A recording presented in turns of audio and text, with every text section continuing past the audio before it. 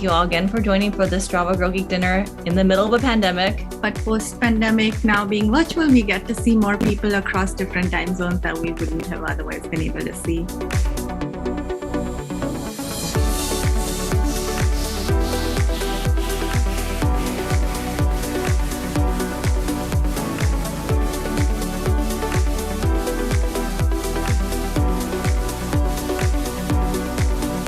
Our being truthful, we do have a team of all-stars, and we're going to talk about a variety of topics that you all may have an interest in. So what I did was I took a bunch of short-term contracts and kind of tested the waters and kind of figured out what was right for me, what I really enjoyed solving, like what problems I enjoyed solving. And I said, okay, I've got to do something with this. And that led me to a career in development. And in development, I always wanted to connect the dots and ask why. And my boss was like, well, maybe you should be our dot connector. And then that landed me in products. But I always really encourage people to sort of focus on growing their own functional expertise that extends beyond, that specific use case for that specific consumer, and think towards other use cases and what would be your skill set that would continue to apply in those different situations. Look inside, find what makes you happy, what brings you joy, and don't be afraid to prioritize yourself. When you look into your next adventure, your next company and role, make sure that your values and beliefs align with whatever company that you're looking at. You can do it. You got to put yourself out there to be able to do it.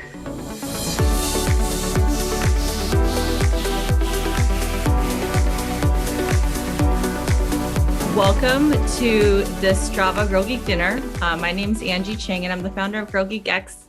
Sukrita, you want to say hello and tell us a bit about yourself? Yeah, hi, I'm Sukrita, and I'm dialed in from San Francisco. Angie and I work together on this. Obviously, we're backed by an amazing supportive team behind us, Amy and Amanda. Thank you. We are excited to have you all join us tonight for Strava-sponsored virtual dinner. Pre-pandemic, we would have obviously met in real life, but post-pandemic, now being virtual, we get to see more people across different time zones that we wouldn't have otherwise been able to see.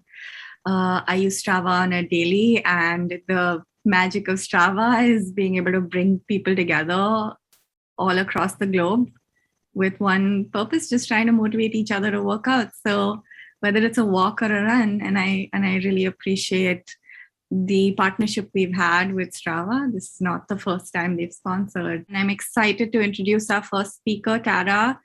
She's the Senior Director of Product Management at Strava, where she leads a team of product managers. And as a product leader, she focuses on solving the right problems to build minimum lovable products. I love that. In her spare time, she mentors underrepresented groups and helps them build rewarding careers in products. So welcome, Tara. Okay, thanks. I'm going to tell you a little bit about Strava. Strava is a global community. We have over 85 million athletes, with more than 80% residing outside the US. We have athletes in 195 countries. Strava members upload approximately 40 million activities a week. That's more than 5.3 billion activities shared to date. Our mission is to connect athletes to what motivates them and help them find their personal best. There are over 30 activity types on Strava, ranging from cycling to windsurfing, and we want to continue to expand this list and to support as many activities as our community needs. I'll now hand it back to you, Angie. So our first lightning tech talk will be from Lucinda Zhao. She is the lead senior ML engineer at Strava, and she enjoys developing algorithms and applications that bring better insights to millions of athletes on Strava. And before Strava, she worked at Uber on applied machine learning with location and sensor data. She spends more and more time exercising ever since joining Strava in 2019. So welcome, Lucinda. Hello, I'm Lucinda, and I'm a senior machine learning engineer at Strava. Today, I'm going to give a high-level introduction on the problems machine learning engineers The machine learning team at Strava is relatively new and small. The team was built less than 2 years ago. We have good autonomy to discover and decide what to work on within Strava that could greatly benefit from machine learning. With tens of millions of athletes on the platform and billions of activity records, we have rich and unique data to leverage to create values and to personalize athletes' experiences. As you may expect in a company of a relatively smaller size like Strava, our work scope is pretty end-to-end, from data exploration, data pipelines to model training validation, and model serving and integration. We leverage open source tools as much as possible.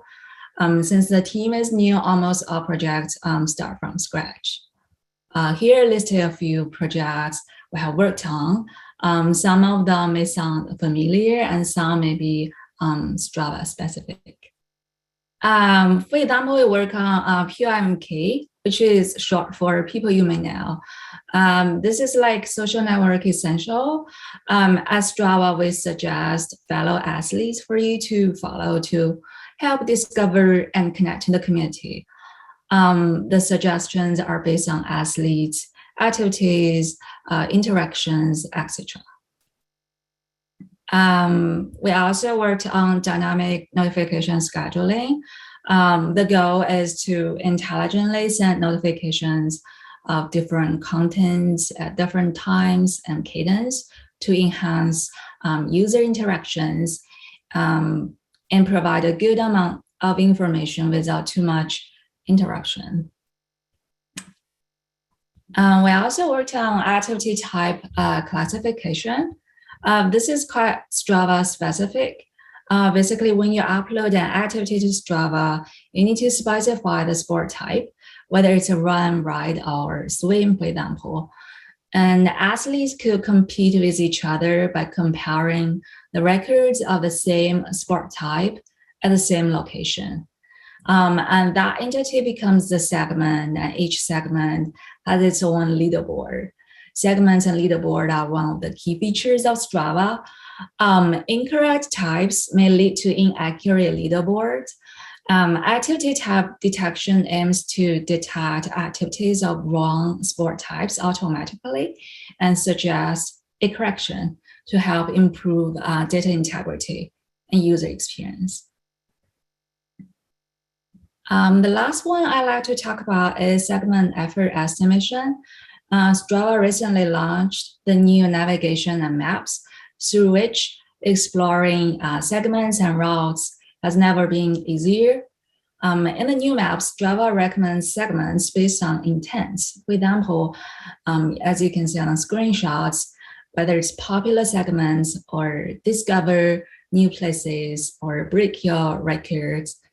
The names are quite self-explanatory. In the break your record and climb leaderboard intents, we recommend segments that we think you have a good chance to score a better rank. So let's take a closer look at the segment effort estimation at this particular application. So under the hood, we may have tens of thousands of segments for a given map region. We filter them down to a smaller pool, say a few thousand, run the model to get an estimated best effort for all the segments for the given athlete, and compare the estimation with the leaderboard or personal records, rank and render the selected segments in the app. If we take a closer look at the data and model, yearly machine learning projects are composed of two parts, offline training and online scoring. For offline training, we take the best effort from the past records as the label for a given athlete and segment pair. We filter and aggregate past segment efforts to characterize a given segment, which is the segment features in the chart. Similarly, we filter and aggregate his or her activities on Strava to characterize a given athlete, which is the athlete feature in the chart. With labels and feature, a model can be trained and evaluated. The number of segments we have at Strava is at 10 million scale. The number of athletes at Strava is at 10 million scale. And the segment efforts is at 10 billion scale. The final model is trained on more than 100 million segment and athlete pairs. For the online estimation part, the features mentioned previously are pre-calculated and stored in the product database, which can be fetched in real time based on ID. With the trained model and features, we can provide pretty reliable and personalized estimations for arbitrary athlete and segment pairs. Finally, a little bit about the model serving and integration. The most common way is to have a standalone service, usually in Python, where you register a saved model, expose it as an endpoint, and do the RPC call with provided features and get output in real time. However, for this particular application, since we may run predictions on thousands of segments under the hood for each request, the size of the input features could be quite large. So it makes more sense to move the model to the data rather than to move the data to the model. As a result, we have the model served within the Scala server with multi-thread settings. Besides, to achieve desired latency, we also retune the model complexity to improve the inference efficiency with a bit of sacrifice on accuracy. Details are omitted, but hopefully it provides a high-level picture of the workflow. And of course, we're planning a lot more in the future. For example, we may want to recommend challenges, competition, local events that athletes can participate in. Maybe you can recommend segment that athletes who are similar to you visit a lot, and so on and so forth. With technologies and data, we strive to create unique values and experiences for our athletes. And that's all from me. Thanks for listening. Handing it over to... Thank you. I'm going to do a quick intro for you, Sara. So welcome. Glad to see everybody dialing in from all around, like I said, all around the globe in various time zones. So welcome, Sara. Sara is an engineering lead and manager at Strava on the foundation team. She enjoys developing the systems and infrastructure that makes Strava reliable and performant for all the athletes that rely on Strava. That's amazing. She's passionate about helping individuals navigate their careers and building inclusive and sustainable teams and culture. Thank you for the intro. So hi all, thank you for having me here at this Girl Geek event. My name is Sara Shi, and I'm here to talk to you about scaling on-call culture with a growing product, or how I learned to stop worrying and love ownership. I hope there's some people out there that get the Dr. Strangelove reference, but if you don't, it's a good classic film that you should check out. So a little bit about me. I'm based out of San Francisco as an engineering lead and manager on the foundation team. Our team is more traditionally known in the industry as an infrastructure or site reliability engineering team. I joined about 3 years ago in 2018, and before then I'd never been on call in my life, but we'll get into that a little bit more later. At Strava, we like to say that everyone should have time for their preferred activity type, and contrary to what you might believe, not all of us at Strava are crazy triathletes. In fact, I'm going to go as far as to say that my preferred activity type is eating, though that isn't quite something I can track on Strava. So a little bit about Strava. As Tara mentioned in her introduction, we are a global community with over 85 million athletes, adding over 2 million athletes every month. We are a rapidly growing product. To give you a sense of the scale that we operate at, we have over 5 billion activities to date, and every week we upload more than 40 million activities. And we're a distributed company. We're about 250 plus engineers or employees and about 85 people in the engineering org. And so all of this might seem like it's a sales pitch, but I'm telling you this just to give you some background on what Oncall is like at Strava and the scale at which we operate. So Strava's on-call journey, or at least as I've known it, as I mentioned before, I'd never been on call before my time at Strava, but back at the beginning of 2018 or 2019, the time came for me to go on call, and I asked for access to pager duty. And the response that I got from my colleague was, "Be careful what you wish for." That's not quite what you want to hear when you're just asking for access to on-call software, but I soon came to understand why. Back in 2019, we had about 50 engineers. In terms of scale, we had crossed the 2 billionth activity mark sometime during that year. But when I went back to look at PagerDuty metrics, the top 10 most page engineers at Strava handled 91% of all incidents. That's not great. It's not great for our engineers. It's not great for the product, and it's not great for the athletes that depend on this. So we resolved to change this, but we knew it would be a long journey. So what did that long journey look like? Well, it's easy for me to look at the metrics in retrospect. In 2020, Strava had grown to about 70 engineers. We crossed the 3 billionth activity mark that year, but this time holding steady with my top 10 most page engineers metric. The top 10 most page engineers handled 69% of all incidents. It's still not great, but definitely an improvement. And that brings us to 2021, or at least the beginning of August.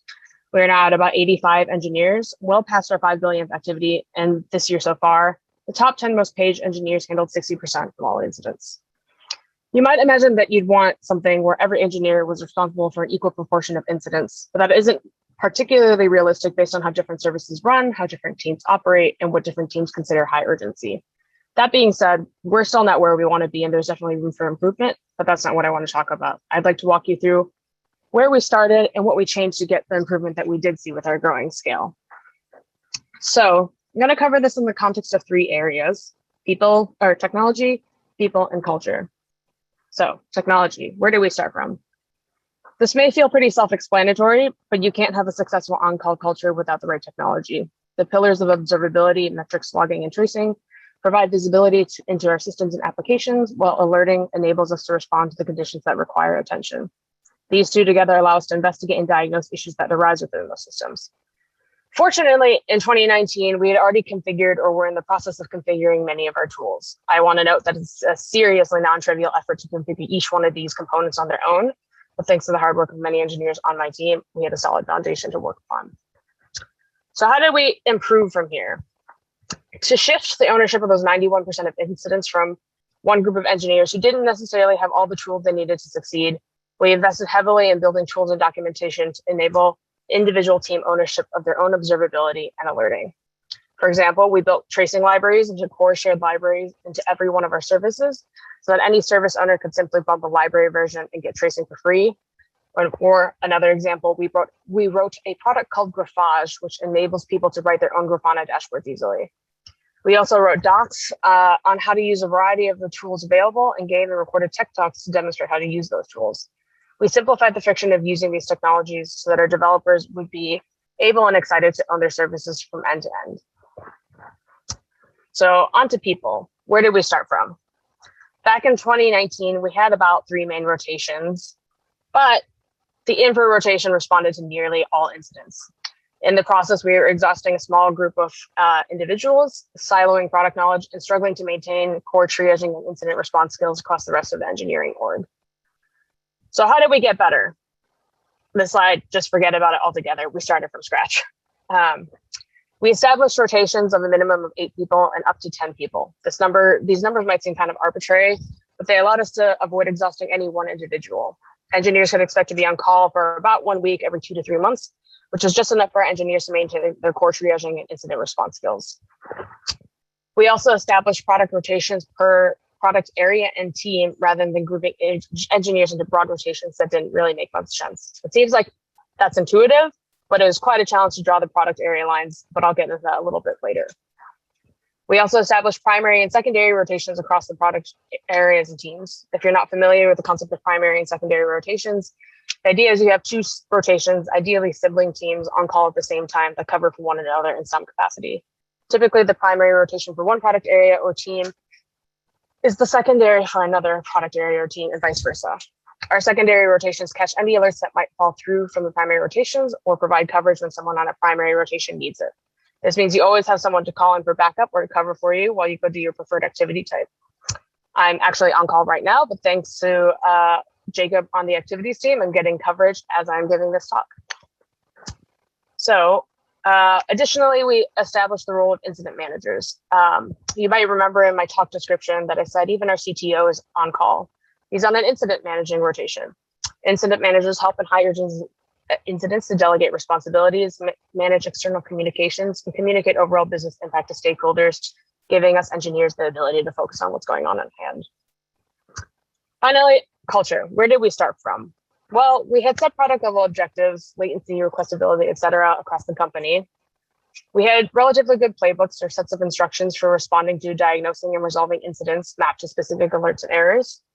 We had effective long-term remediation and prevention. We do, and still to this day, take advantage of a weekly meeting called Incident Review, in which we review all incidents that happen during the week, assign immediate action items, and identify where we need to plan out longer-term remediation strategies. And we have a blameless culture. We focus on the contributing causes of incidents without focusing on any individual or team's behavior or resolution time. We can always assume that everyone did the best that they could with the information available. Being on call can be stressful, and we want to provide a psychologically safe environment to work, learn, and grow in while being on call. So how do we get better? Ownership. How do you know who owns what as your company grows? As teams change, as product focus areas shift? How do you prevent features from being neglected or lost? Maybe at a large tech company, you have the resources to hire a new team for every product area. For a company like ours, that's just not possible when we're trying to grow modestly in line with our scale. So how did we start this ownership journey? Well, it started with sitting down with a spreadsheet. We conducted a product survey and feature audit and mapped teams to product areas and features. This was quite a monumental task, especially over areas that had been neglected over the entire 11-year history of the company. This spreadsheet ended up being a whopping 336 line items, and I'm sure we didn't even hit everything with the survey and audit, but it gave us a good starting point to work from. From there, we were able to map product features to services and services to teams. And with the tooling we'd already built, it was easy to ascribe ownership of observability and alerts to those teams. The things that I've just discussed are a sampling of where we've improved. We're constantly learning and iterating on our processes and on-call culture, and maybe in another year, I'll have another update. But in the meantime, what should you walk away with, or what should your company strive for? A solid technological foundation, implement observability and alerting, build tools and write documentation that allow any individual to own their own alerts, logs, metrics, and traces with ease. Take care of your people. Start with a fixed core number of people per rotation and create rotations per product area. Set up the backup cavalry, primary and secondary rotations with the right on-call training and preparation so that you can give your people psychological safety and work-life balance. And designate incident managers to help with managing everything else flying around during an incident. Finally, build a sustainable culture. Set service level objectives so that your company level objectives don't feel so impossible to tackle. Write playbooks that any engineer from any team can pick up. Make sure you have long-term remediation and prevention strategies, whether that's a post-mortem culture or a weekly incident review meeting like ours. Promote a blameless culture where your engineers can work collaboratively and openly learn from their mistakes, and own what you build. This is important. Don't let this become an afterthought. Build this into every step of the process. I hope you've learned a thing or two that you can take back to your own companies. Thanks to Girl Geek for hosting, and thanks for listening. I will pass it back. Thank you, Sarah. Really liked that talk, especially about the culture aspect and creating that playbook. So thank you so much. Our next speaker is Michelle Dobbs. She is a senior server engineer at Strava on the competition and community team. She enjoys developing scalable systems to improve the athlete experience for all and is passionate about improving developer productivity and operations. In her free time, she enjoys cycling, basketball, and learning to play piano. Welcome, Michelle. So excited to be here. Hey, everyone. My name is Michelle Dobbs. I'm a senior server engineer here at Strava, and I joined the competition and community team back in March of this year. I'm based out of the Strava Denver office, and I actually just returned back to Denver's altitude yesterday. So if I'm a little out of breath, I'm just not acclimated to the lack of oxygen yet. Prior to Strava, I was working at Amazon Web Services on a space and satellite project called AWS Ground Station. One of the things I definitely learned from having your full production service require satellites orbiting the Earth is kind of how to get a little creative sometimes with your testing strategies. So before I dive into how we load tested our new group challenges feature back in June, I want to give a brief background of Strava challenges and what it meant for us to launch group challenges. So global challenges have been around on Strava for several years. These are challenges that are surfaced to all Strava athletes, and everyone has a chance to join and complete the challenges to earn digital badges or discounts or products from some of Strava's partners. For most athletes, the leaderboards of these challenges can be a bit out of reach since it can include so many thousands of people. So often these challenges can be more about pushing yourself individually to reach a goal that you know many others are like also striving towards. By launching group challenges, Strava made a challenge experience that's more personal, customizable, and competitive. Athletes can challenge their friends to a specific goal of mileage to run or total time spent active, and they're able to view leaderboards and send comments back and forth to this smaller group of athletes. This feature was developed reusing some of the same backend as global challenges, but there was also a sizable amount of new code. So we launched this project, when we launched this back in June, we wanted to do everything in our power to ensure both that the new feature was working correctly and that the existing global challenge features were not negatively impacted by the launch. So what can we do to increase the likelihood of a smooth launch day? So throughout the development of the feature, we ensured that we had thorough unit testing and code reviews for the new logic added to our challenges services. We also launched a beta testing round with athletes well ahead of launch so that we could gain insight into what pieces of the system might not be functioning as expected. And that's both on the user experience side and also on the software performance side. But the missing piece that both of these strategies have is the ability to gain insight into the performance at scale. We need to be sure that when our millions of users have the opportunity to explore and play around with this new feature, they aren't met with bad performance or high latency, while our engineers have to scramble in the background to repair issues post-launch. So with this load testing goal in mind, we developed a high-level testing plan that we believed would have the best chance of exposing any performance issues ahead of launch. So first, we'll create hundreds of thousands of challenges and add athletes to them. Next, we'll drive activity upload traffic so that the business logic of leaderboards and challenge updates is exercised. And lastly, we'll leverage our metrics and dashboards so that we can identify where any bottlenecks might exist. So once this plan was developed, our next task was understanding how we would run it logistically. Do we want to use Strava's pre-prod staging environment to avoid unnecessary prod impacts? Or do we want our load test to be as realistic as possible, running in production with the competing traffic and capacity that it will have on launch day? Staging had the added challenge of lacking a consistent activity upload pattern, whereas our users in prod are constantly uploading new activities of all kinds that would exercise the code paths that we're interested in. So as you might expect, our solution here was to use a mix of both production and staging. We developed a 4-phase approach that used cron jobs to create challenges, call the challenge-related endpoints for steady-state traffic, and to delete all the test challenges. So we plan to run these cron jobs in 4 separate phases: a small-scale testing phase in staging to validate that the jobs code worked as expected, a larger-scale test in staging using fake activity creation to simulate prod uploads, a small-scale testing in prod to ensure that load test acts as we expect, and again, that athletes will not be impacted by the test, and then one last large-scale test in prod with hidden challenges that were created in the background for random athletes. We used existing traffic patterns on the global challenges side to estimate what we imagined was the ceiling for how many challenges might be created on launch day. And then for these larger scale testing phases in staging and prod, we tried to hit those ceiling numbers that we'd estimated. So once these phases were determined, our next question became, what exactly should we test? So the graph here is a pretty simplified version of the architecture for this feature. The athlete begins interacting with the group challenges feature through the high-level Strava APIs. Those APIs then call into the challenges service, which has several dependencies of its own. So we needed to understand what we would gain and lose by having our testing enter the system in different places. The first decision we made was to have the testing entry point be in the challenges service rather than in the Strava API. The cron jobs code became much simpler by moving it to develop against the challenges service, just due to the authentication methods required for each of the systems. We also did some due diligence there to investigate the Strava API code that called into the challenges service, just to ensure that there were no risky areas that we needed to include in the test. Next, we wanted to consider communication safety.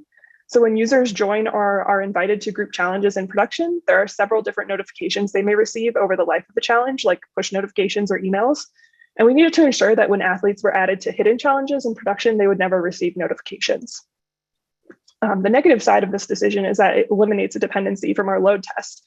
But we determined that our load to the notification service would not actually be significantly different from its existing steady state load from other Strava features. So having the confidence that we wouldn't send unnecessary notifications was worth removing this piece from the load test. Before we ran the test, there were a couple other safety precautions we wanted to take. We needed to be able to quickly stop all the load test traffic if there was a negative athlete impact in the production phase of testing. So we created a feature toggle for this purpose and ensured that all the on-call engineers understood when testing was happening and how exactly to stop it if it was suspected to be causing issues. We also made sure that in staging, the feature toggle actually worked, which is key. When generating challenges, we also used the same random string name so that it was very easy to identify exactly which challenges were related to the load test. And lastly, to validate that no notifications were being sent, we added logging and feature checks so that we could verify in staging and prod that no notifications were ever going to be sent for the test challenges. So once we ran this, what did we find? So in staging, we discovered a missing index on a table that was causing queries to become extremely slow once the table had a large number of rows. This could have caused a complete service outage due to how slow this queries became, like both on launch day and if we had chosen to run the load test in production. We also found a small race condition in some of the notification generation logic. So after correcting these issues in staging, we continued with the production test phase and found a couple more issues. There was a periodic challenge job that caused contention in the database with athlete traffic and increased the latency of non-group challenge related calls. We were able to fix this by more evenly distributing that job's load over time and over different service components. We also found an edge case bug that was affecting 2 to 3% of all create challenge requests in prod, which we didn't catch in the beta test phase due to the low volume of that test. All of the issues we discovered, we were able to fix before we launched the feature in early June, and we didn't have to push back any deadlines, so that was great.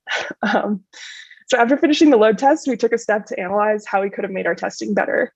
The biggest pain point for the load test was the ability to upload quality activities in staging.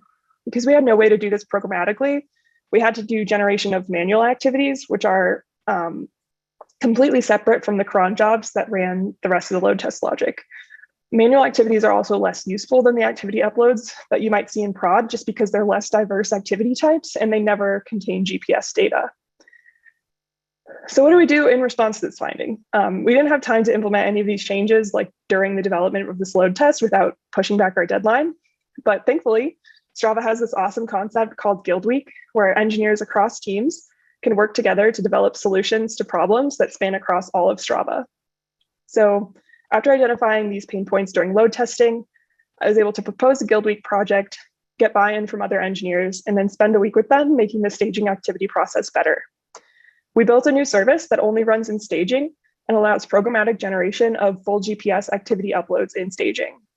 Along with being able to use this programmatically, like in the cron jobs for this load test or in other testing code, we also created a UI where Strava employees can go and clone their own prod activities into their staging accounts with just one click. So not only did our load test secure a smooth launch for group challenges, but it also led to work that helped improve the development and testing experience for devs across all of Strava engineering. So what were our key takeaways from this load testing process? First is staging first. We caught multiple issues in staging that would have really impacted production if we had started testing there, one of which could have taken the entire challenges service down. So it was super important to start testing and staging and find the big bugs first. Next is isolate systems when needed. So isolating certain parts of our load test made the load test safer and simpler to write. As long as you're aware of what you're cutting out and the trade-offs that are involved, it can be really beneficial to make the test run more smoothly. Next, we have timing awareness. We caught multiple bugs through the testing process, and because we started load testing sufficiently early prior to launch, we didn't have to push back launch at all to fix them. If you're load testing without expecting to have to fix anything, you're probably confident enough in your architecture to just not load test in the first place. And lastly, pay attention to pain points. Even if you don't have time to fix issues with your testing environments or setups during the load test development, take note of the issues and then advocate for working on them later. You have the potential to not only benefit future load tests for your team, but also potentially multiple aspects of testing across your entire company. I hope you all found some of this info helpful or interesting. I'd really like to thank Girl Geek for hosting this event, and I'm really looking forward to the amazing panel we have coming up. Thank you. Thank you. That was just, super insightful and things for us to pay attention to when we're rolling out, our whatever our big launch might be at our respective companies. So next up is Camille. Camille is the head of talent at Strava, where she leads an amazing group of talented professionals in building diverse teams. A 16 plus year recruiting veteran, she enjoys the day-to-day foundational building of talent acquisition, establishing a path for teams to attract and retain exceptional talent. She is a sought-after speaker, panelist, and contributor to the human resources and talent acquisition community. Welcome, Camille. Thank you so much for having us. I truly thank you, Girl Geek, for this partnership and setting this event up. I also am so excited and glad to have the opportunity to have listened to those amazing lightning talks. I learned so many things, even though I work at Strava. So thank you for that. I want to spotlight our amazing panel. Throughout this panel discussion, you might hear me say amazing and awesome over and over again, just because this panel is truly a team of A players and all-stars. So I would like to introduce them and let them introduce themselves in a way I know that they can. So we'll start with Zhao first. If you want to come on, Zhao, and introduce yourself. Hello. Hi, everyone. Thank you so much, Camille, and thank you so much to Girl Geek X for hosting us. My name is Shelby Vaklu. I go by the pronouns she, her. I am based out of San Francisco, and I'm the Senior Director of Data at Strava. I lead the analytics and the machine learning teams. You heard from our wonderful teammate, Lucinda, who's on my team earlier today. And my one fun fact, similar to Sara, I also like activities that are food related. And so my favorite activity is looking for new things that I can fry in my air fryer. Love it. Me too, Shelby. And next we have Elise. Hi, I'm Elise Coker-Gordon. My pronouns are she, her, and I'm a Senior Director of Engineering at Strava, and I am based out of San Francisco. And my fun fact to share with you is that I have technically been a professional musician. I have been paid to play the drums in a concert. So yeah, and excited to be here tonight. Wow, Elise, I'm learning something new. That's good to hear. Now I'll pass it on to Tara. Hello, everyone. My name is Tara King-Hughes. I'm the Senior Director of Product Management, calling in from Atlanta on the East Coast. I've been with Strava since February, and it's just been a wonderful time partnering with so many to build products and features that our athlete love.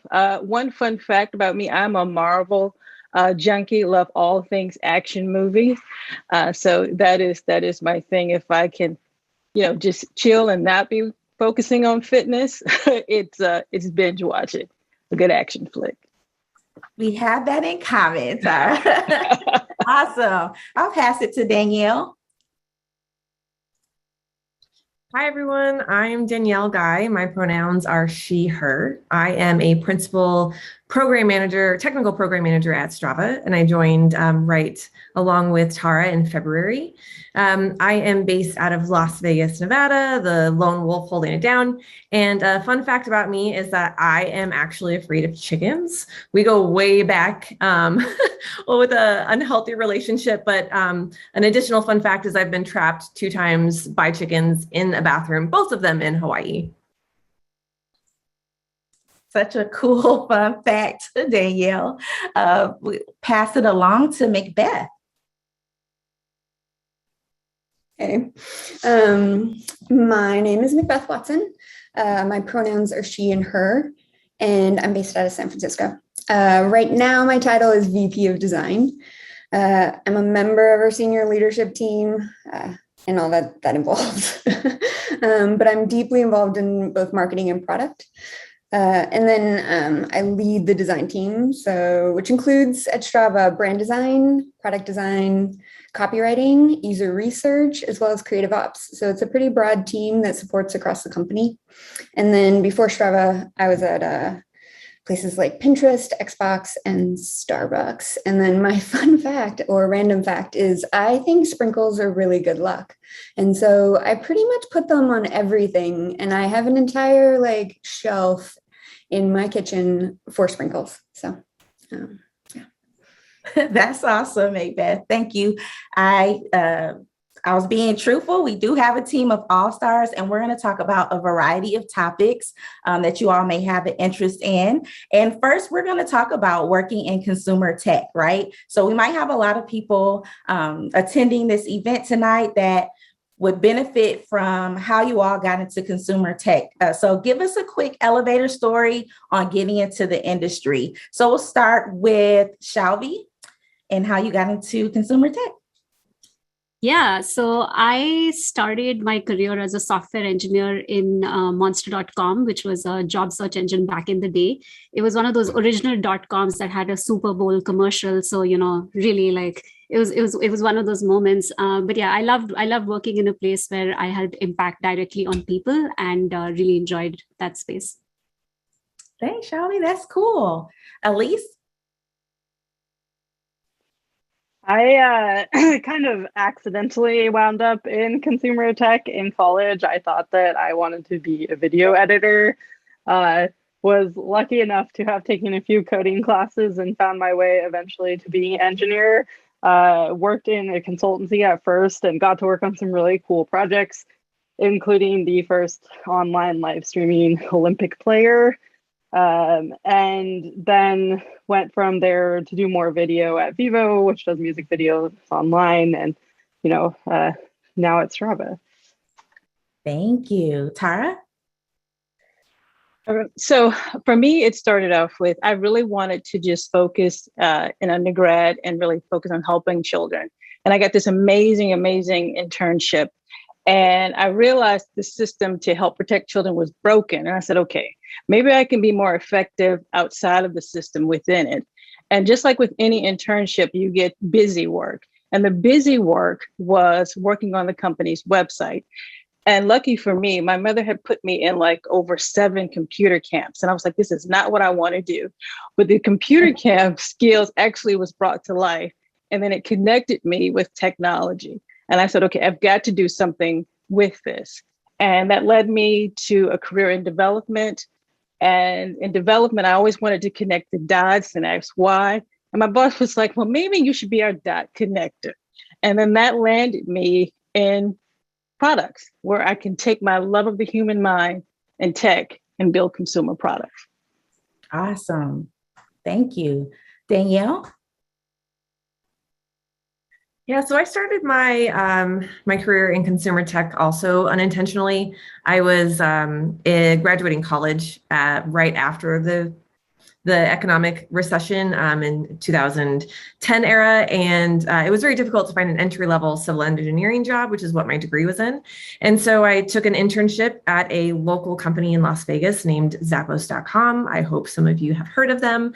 And I worked in the project management department and fell in love with the company, the culture, the role, and just continued learning on the job, went through lots of trainings, and here I am 12 years later. All right. And Macbeth, how did you get into consumer tech? Yeah, when I graduated college I have a degree in visual communication and design. And so the spectrum was pretty wide. So I wasn't sure. So what I did was I took a bunch of short-term contracts and kind of tested the waters and kind of figured out what was right for me, what I really enjoyed solving, like what problems I enjoyed solving, and wound up at a number of different places. But the major one was Starbucks corporate, working on their website. And they had a label back in the day, like a Hear Music label.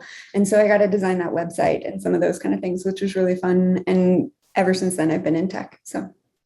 Awesome. I love that because talking and hearing from all of you ladies, it just proves how there's not just one way to get into the industry. There's multiple different paths and experiences you can have to get into our industry. So thank you.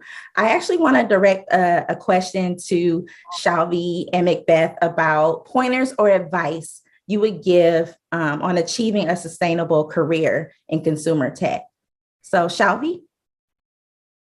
Yeah, so I feel very strongly that in consumer tech there is a natural affinity towards heading towards the just looking at things from a consumer's perspective, which is great.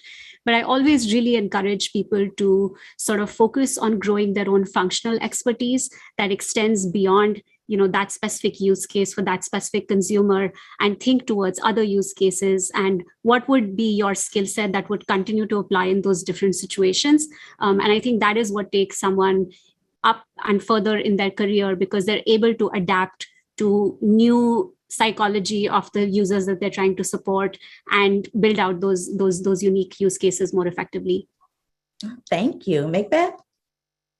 Yeah, completely +1 to what Shelby just said. Adaptability is really huge. I would also say that a lot of it also is kind of that passion and drive to kind of push yourself into places that may not be a one-to-one match. So for example, for me, I went from designing web pages to, I got kind of like, okay, this is like what I know. And then I switched to Xbox, where I was designing operating systems for Xbox. And it's like, yes, it's similar, but it's like different enough to kind of like push those other skills. I worked with a very different team. You kind of like learn your way through it. But I think it's also being aware of like when you've kind of reached that point of what are the challenges that you're facing? Are you still challenged? And then kind of pushing yourself further. So, and exploring other options. Yeah, great. Thanks for that. And next, I want to jump into the topic of how do you become great at your job, right? Obviously, you all are on an executive panel discussing Strava and the work that you do. You've been successful in your roles. And so I have a question for Elise, Tara, and Danielle in terms of, from your experience, how do you excel and become great at what you do in your respective roles? So we'll start with Elise. I think, from my perspective, starting as an engineer and then in leadership also, it's like being willing to seek out and say yes to opportunities that seem outside of your comfort zone and seem like maybe you're not ready, but to do it anyway. I think you'll often surprise yourself. And now like working with people from a management perspective, people do, like I get to see people do that, which is really cool to see. So you can do it. You got to like put yourself out there to be able to do it. Thank you. Yeah. Tara? I think always be a student, because you always want to continue to learn. You don't necessarily know it all. And the great thing about technology, it always evolves. So you want to always stay ahead. Being an active listener, really kind of sitting in and listening to the people around you, because you can learn so much. I think you can gain so many insights when you just pause and open your ears. I would also say that sharpening your negotiating skills, especially if you're in products, because everybody wants everything to be number one priority, and there have to be trade-offs. And so you have to really learn how to negotiate that. And then also sharpen your decision-making skills under fire. Mm-hmm. And I would +1 what Elise says by watching other leaders on how to best handle that with kind of an even temperament will help you go far. Yes, that even temperament will help you go far. Danielle? Yeah, I definitely, I have remaining calm. Part of a TPM's responsibility is to kind of be that first line of defense, of escalation for teams. And so when they come to you with a problem, it is best to present calmness back to them so that they can, in fact, have that temperament when they're moving into their conversations to find the proper solution to whatever they have going on. Also developing a growth mindset. So looking at challenges or failures as opportunities to grow and expand on your abilities so that it enables you to be a better partner with your colleagues so you can solve problems more effectively. Thank you, Danielle. And we're going to talk about building products. I know that's what some people came here to talk about, how we build inclusive products, but I want to interject a fun question to the panel. I did tell the ladies before we started that I probably am going to catch them off guard with the fun question. So here it is. if you had to describe your work, what you do every day with a song, what would that song be? And Elise, I know you have one because you're the musician on the panel.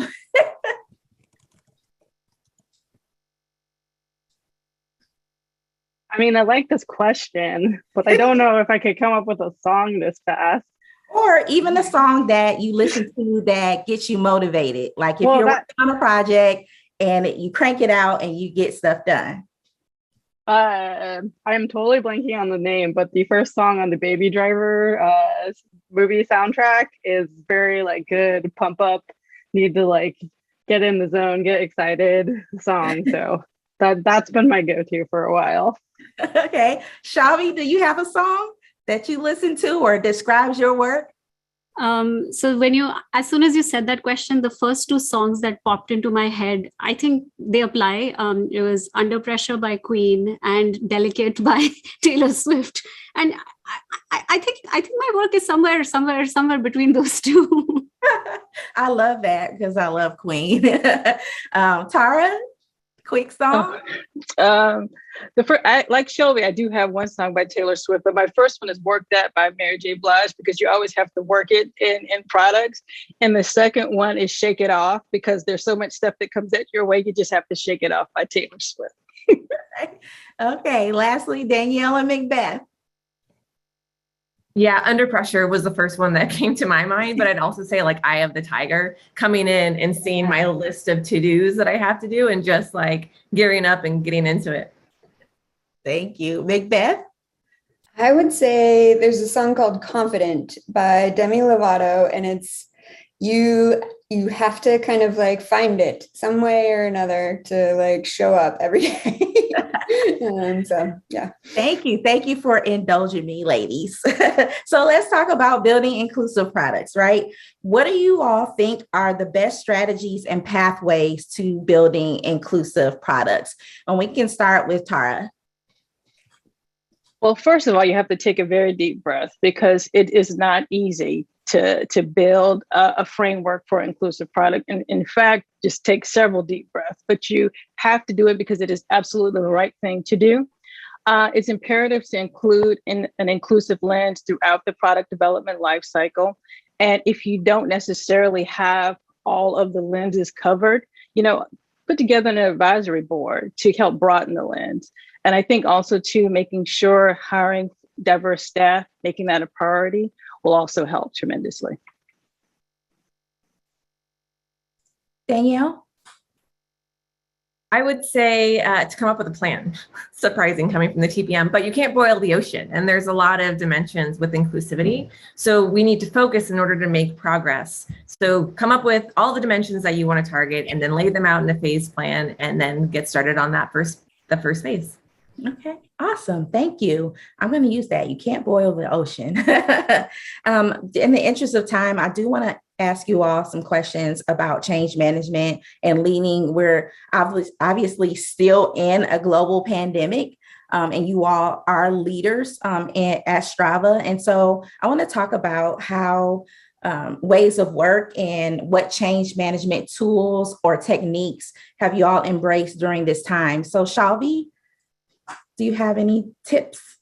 Yeah, absolutely. I think, one thing that has become very, very apparent during the pandemic is that everybody is in a different location. Everybody is trying to collaborate across a lot of different things. And documentation is something that has almost become an absolute requirement in this thing. It's to, not just make sure you have a plan that is clearly communicated, but also make sure that everybody in the team feels included in that plan. They have that transparency on what those pieces are. And I think, at Strava, we've definitely invested a lot of effort into doing that. I'd love to punt over to Daniel to maybe refer to our V2 Mom progress, which was a fun thing that we rolled out. Yeah, Danielle. Yes, Shelby's definitely singing my song on documentation and communication. So we implemented V2 Moms this most recent cycle for planning, and it stands for Vision, Values, Methods, Obstacles, and Measures. And it actually comes from Salesforce. And so we implemented it's similar to OKRs for anyone not familiar with V2 Moms. And with this, it allowed us to align what each team was working on across the organization, so everyone was aware. We could highlight dependencies and prerequisites early, and it also allowed leadership and cross-functional partners to understand what each of the product teams were working on. With that, we also implemented a more consistent way of documenting our work with backlogs, roadmaps, and we have a status that goes out every Monday so that everyone's aware of what we're working on. And I'd like to add to documentation is to maintain focus. It's very easy right now with most of us working from home to extend our hours and to have a difficult time in disconnecting. And so with our most recent cycle, we, the leadership team all has the same alignment on maintaining balance. So we set some guardrails in place to ensure that teams didn't overplan with the amount of time that they had available, and that they could still balance the work and their life along with not getting burnt out. That's awesome. That's great. Macbeth, you have anything to add? Yeah, actually, on a much more like something that anyone can kind of take on through this is one of the things I found is like making sure that it's safe for people to try different approaches. We do not know how to handle this. We are still learning. And so how to create an environment where people can try what works for them as well as what works for their teams. And by knowing like what the goals are and things like that, it really helps. But to be able to check in on that and be intentional, like going back to the office, like, does that work for this kind of meeting? Maybe not, maybe it does. Things like that, and trying different tools. You may try them for a week and walk away from them, but it's worth the effort, and know that no one's got it right. So you can definitely do it. Thanks, Macbeth. It's a comment in the chat. Psychological safety is crucial for innovation within teams. Thanks, Eileen. Yeah, so I want to talk about pivotal career moments and ask you all, this will be our last question in the interest of time, but there might be a lot of people from various backgrounds here with us tonight. And so I wanted to ask all of you, what are some tips you would give someone who's at a crossroads in their career or who wants to transition into the consumer tech industry, whether it be design or product or engineering or data? Can you talk a little bit about that? We start with Elise. Yeah, I mean, I think this goes back to like how do you learn and grow? My how do you learn and grow answer. It is like you like really leaning into the opportunities. When I was thinking about this topic in advance, I actually was thinking about so I wrote a technical book, which sounds glamorous, but I can assure you that is not a glamorous endeavor. And thinking about that, I did that with this like vague feeling that it would open doors for me. And that part was true. It definitely helped me move forward in my career, established me as a subject matter expert, got me more opportunities to speak, probably like has helped me with finding jobs. So I think, like that was a very scary thing to do. Like I had no idea what I was doing.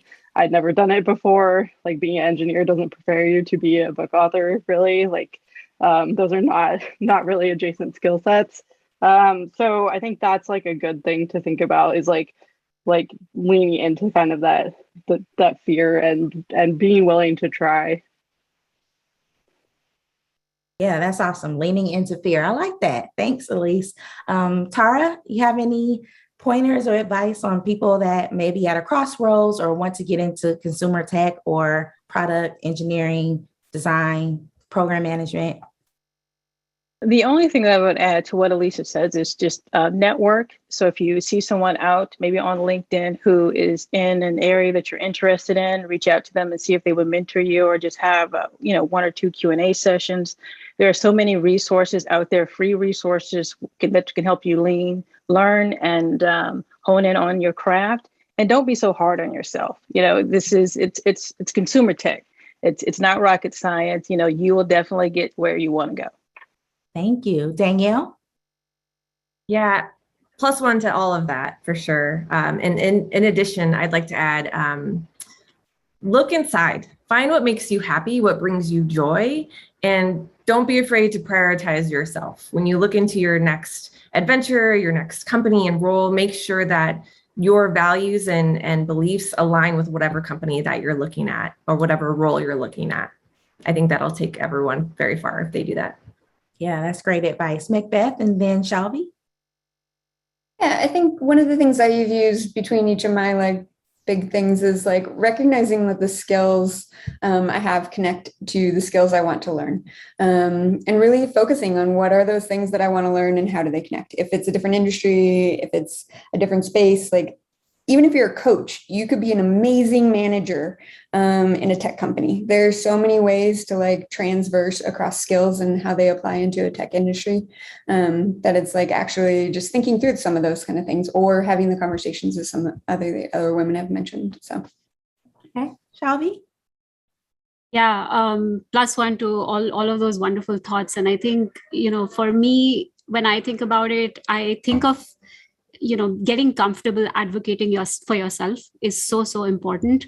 I think it's the best skill that you can learn. I think it's the best investment that you can make in your career if you prioritize looking for places that treat you with respect, that provide you a good learning environment, and that really have respect for what you bring to the table.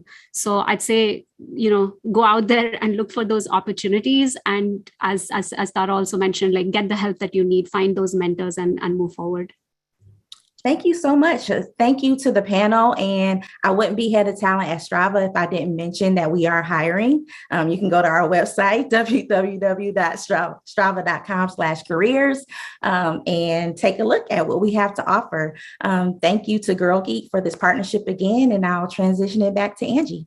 Thank you. That was awesome. Thank you all so much for speaking on this panel, to all of the Girl Geeks who gave lightning talks. Those were all really great. And these will all be posted on YouTube later, so you can check them out. If you missed them, they'll be emailed to everyone who signed up. So keep an eye out for that. So the jobs that Camille mentioned, they are all in the emails from Zoom. We'll send out another email with the survey. And thank you all again for joining for this Strava Girl Geek dinner in the middle of a pandemic. It is still ongoing, and hopefully one day we'll see you again soon in person.